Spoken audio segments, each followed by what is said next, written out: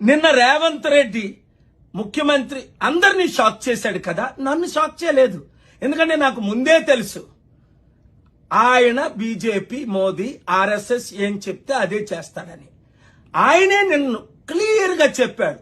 కిషన్ రెడ్డి ఉంటుండగా, గవర్నర్ దత్తాత్రేయ గారు ఉంటుండగా మీటింగ్ లో, అయ్యా మేమంతా ఒకటే, నేను బీజేపీలోనే చదువుకున్నాను, తెలుగుదేశం పార్టీలో కాలేజ్ చేశాను, అరే గతి లేక నాకు ఉద్యోగం ఇచ్చాడు కనుక రాహుల్ గాంధీ ఉద్యోగం చేస్తున్నాను, ఎప్పుడైనా బయటకు వచ్చాడు ఖాయం, మీతోనే ఉండడం ఖాయం. అందరూ షాక్ అవుతున్నారు.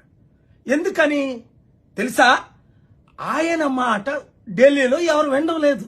రాహుల్ గాంధీ, సోనియా గాంధీతో అపాయింట్మెంట్ దొరకడం లేదు. కోర్టు కేసులు ఎక్కువైపోయాయి. ఆయన మా మంత్రులకి, వీళ్ళందరికీ మంత్రులు పదవులు ఇవ్వమంటే కాంగ్రెస్ లో మంత్రులు పదవులు ఇవ్వలేదు. అందుకని ఈయన సిద్ధపడిపోతున్నాడు. ఎందుకు?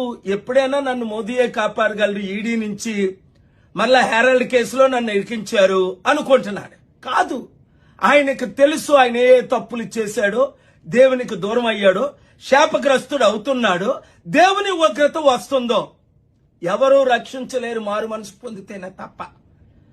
మోదీ గారు వచ్చినప్పుడు మా పెద్దన్న అన్నప్పుడే నేను మాట్లాడాను కదా. ఇప్పుడు ఇంక వీళ్ళెవ్వరినీ నమ్మలేవని మీకు అర్థమైపోయిందా?